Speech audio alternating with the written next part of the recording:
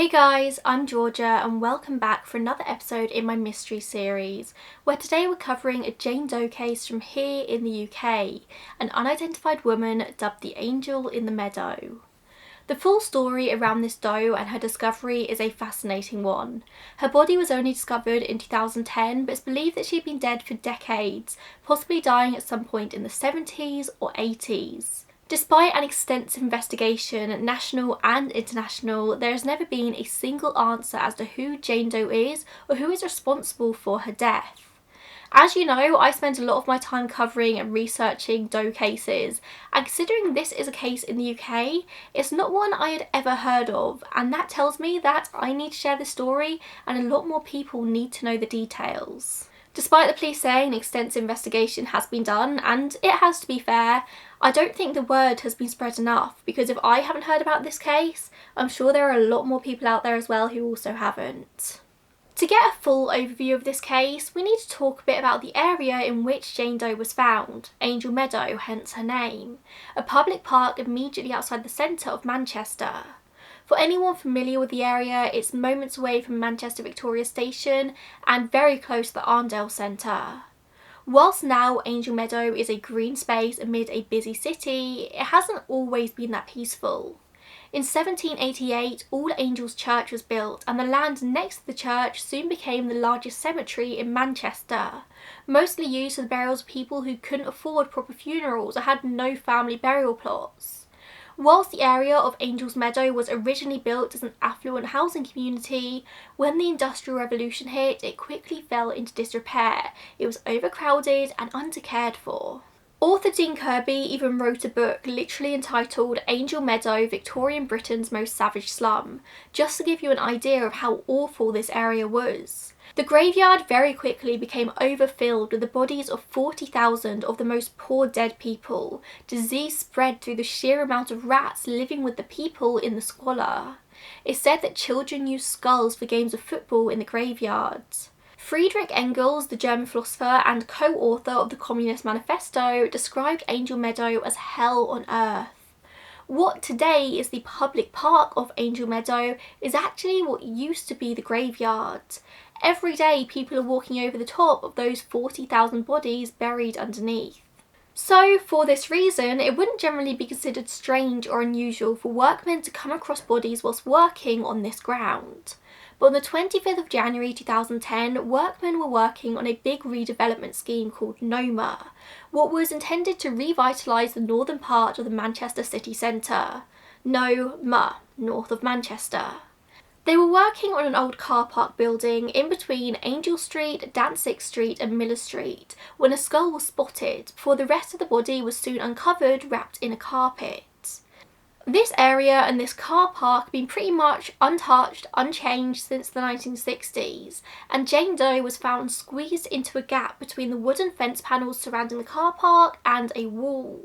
It was clear that she'd been there for quite a while, and the workmen knew immediately that she wasn't one of the bodies that had been here since the Victorian times. This was a bit more serious than that. Jane Doe was actually still partially clothed when she was found, in a blue jumper and a blue bra. A distinctive 70s style pinafore dress with large buttons and an unusual design on the front was found near the body. The pinafore dress was torn up, suggesting that it may have been ripped off the body, and it was found along with a single black stiletto. A handbag was also found nearby, and she had been covered with a plain blue carpet, whilst a patterned orange carpet was also found with the body. According to an article in the Mirror, the carpet she was covered with appeared to be from a car, cut to fit a Ford Cortina with a hole for the gear stick. A piece of Guinness memorabilia was also found nearby. In the aftermath of the discovery, Detective Chief Inspector Jeff McMahon of the Greater Manchester Police said in a statement, "This woman's death is highly suspicious, and we have a team of trained detectives trying to establish who she is and what has happened to her. We are reviewing all relevant missing person reports in an attempt to identify her, but if you have any knowledge about the items of clothing we have recovered, I would urge you to get in touch.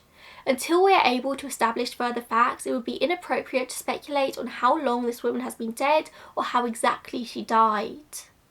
Her profile on the Missing Persons Unit website now has further details about her, saying that she was definitely female, aged between 18 and 30 years old, but more testing showed that she might have been born between 1950 and 1954. Her ethnicity is unknown. A lot of the earlier articles state that she was Caucasian, but it seems that they don't know this for sure.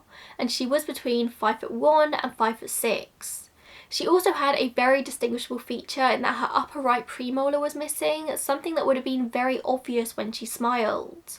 I wonder how they're able to tell this tooth was missing before her death and not that it had just fallen out of the skull over the years. Google turned up nothing when I googled that, so if anybody knows the answer, I'd be fascinated to know. Jane Doe also had a number of fillings. Initially, the death was treated as non-suspicious, which, whilst I understand why, is crazy to me as she clearly hadn't died in the spot she was found and wrapped herself in carpet. But when the post-mortem results came through, it was very clear that she had suffered an unbelievably violent death, with a fractured neck, collarbone and jaw. Although it couldn't be confirmed, it's also speculated that she was sexually assaulted, as none of the clothing for her bottom half was found at the scene. A verdict of unlawful killing was recorded. Now knowing the details about her death, it became even more urgent for investigators to find out the identity of this woman. The police had a team of highly trained detectives trying to establish who Jane Doe was and what happened to her. Towards the end of February, so a month after her disappearance, an appeal was made on BBC's Crime Watch for any information about her identity. Detective Chief Inspector Jeff McMahon said they had a great response from the public following the appeal and they were reviewing all the information they'd received, but no one had come forward yet with an actual name. In the early days of the investigation, they compared dental records to 3 women they knew had gone missing from the Greater Manchester area, and they were Helen Sage, who went missing in 1997, Zoe Simpson, who went missing in 1996, and Helen McCourt, who went missing in 1988. None of them were a match, and it was thought that due to the clothing that Jane Doe had gone missing potentially decades before they had. As I said, probably in the 1970s, maybe in the 1980s. A BBC article from May 2011 states that detectives revisited old murder inquiries in their search and even tested DNA against 2 convicted serial killers who were known to be active at the time as thought Jane Doe died, Peter Tobin and Ronald Castry. Peter Tobin is a Scottish convicted serial killer thought to have had at least 3 victims. You've probably heard of him before. And Ronald Castry was convicted in 2007 for the murder of an 11-year-old girl in Rochdale, Greater Manchester. There was no link found to either killer, and I could find no information on exactly how they had DNA to test. Was it found on the clothing? Potentially, I'm not entirely sure.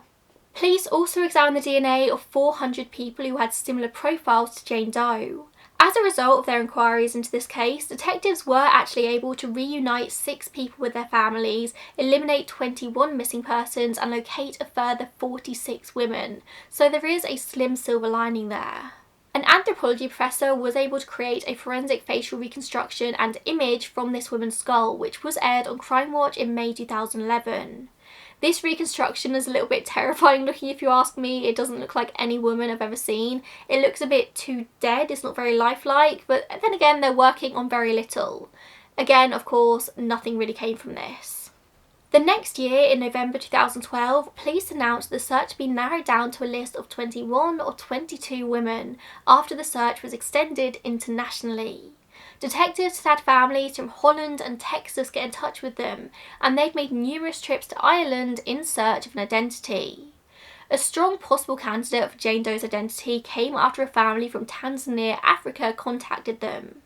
A new detective chief inspector, so now Joanne Rawlinson, was now leading the probe and said, "One family contacted us from Tanzania and we have good reason to believe this may be the right woman. However, we are having trouble obtaining DNA samples from the authorities over there and these issues can be problematic." I assume nothing ever really came of this lead because that's all the information there is. In January 2015, 5 years after her discovery, the body of the angel in the meadow, as she'd been dubbed in the media, was finally buried in an unmarked plot in a state-paid service attended only by the 2 Greater Manchester detectives who had been working her case for the past few years. Importantly, she was buried, not cremated, so they can exhume her body in the future if further testing needs to be done, or if she is finally identified.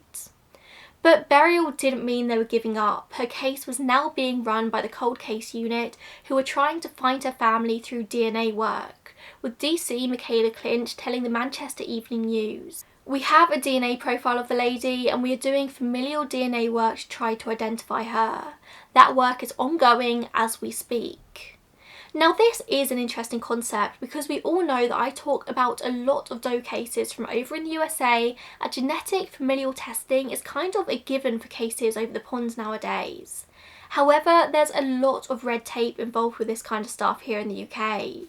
I dove into this in great detail in my video on the Clocaenog Forest Man, which I will leave linked down below if you're interested.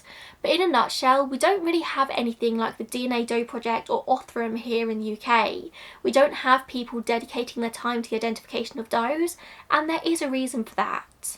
The government made a whole report on the ethics of using genetic genealogy to solve crime, and it basically raises questions of consent, because once you give consent for your own DNA to be used in this way, you're then also revealing sensitive genetic information about family members as well, past, present and future, people who haven't even been born yet. These people haven't consented to this, it's an invasion of their privacy. Genetic testing like this isn't really approved in the UK yet for wide usage. Maybe they'll eventually come up with a workaround, but honestly I do understand why there's hesitation. There's a lot of ethical questions around it all. But you've already said that familial DNA is being used in this case, I hear you say. It is. Familial searching is approved to be done in only the most serious of unsolved crimes, when literally every other avenue has been exhausted, which in this case, they have been. In 2018-2019, for example, only 17 cases were authorised to make use of this technique. It is so rarely done. So this familial search has been underway since 2015 it seems, but as far as we're aware, they haven't made any matches yet. I also suspect there's a much smaller database for genealogical investigators to follow in this case, as we don't really have a database here like GEDmatch where the regular person can voluntarily upload their DNA information. In terms of more up-to-date leads and stories about who this woman could be, I found only one article with the Manchester Evening News, in which a man called Alec Whittle remembers being in a club in the early 70s. It was a club in Longsight on Stanley Grove, a road to the southeast of Manchester city centre. He said it was a very quiet night in the club, and Alec had taken a shine to one of the barmaids that night, who he got chatting to, and she ended up showing him bruises on her neck and shoulder. She said that she was afraid. Alex said, "She showed me all these injuries down her face and shoulder. She said she had no relatives here.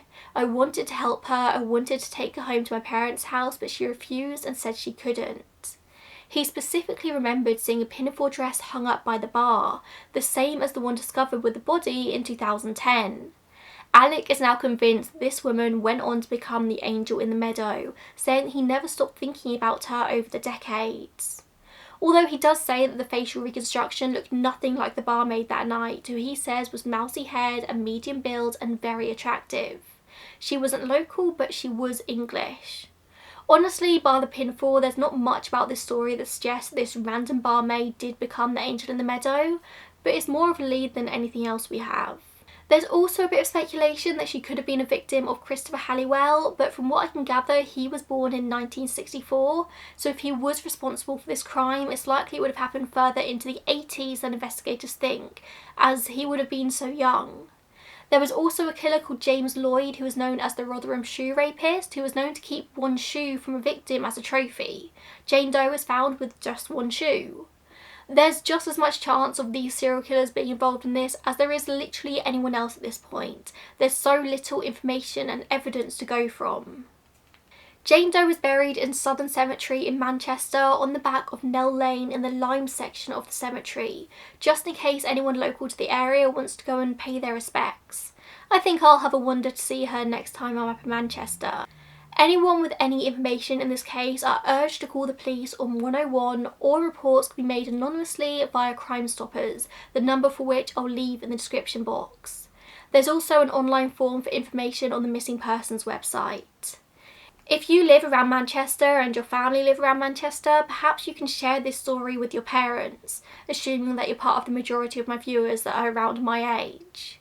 I'd never heard about this case until I was researching for new cases to cover, and I assume there are so many more people who have also never heard of it. I have no doubt that there's a family out there who are wondering what happened to their loved one. As the head of the Cold Case Review Unit, Martin Bromley, said in 2015, "This lady might have been put out of somebody's mind temporarily, but she will never be forgotten. There will be a family member out there somewhere who knows who she is and who can unlock the key and identify her. We are determined to get a just outcome for the victim, and we will never give up hope." As I said, this case is still active. They are still actively looking for her name and her killer, so any information will be vital. Thank you so much for watching, and I'll see you in the next one. Bye guys.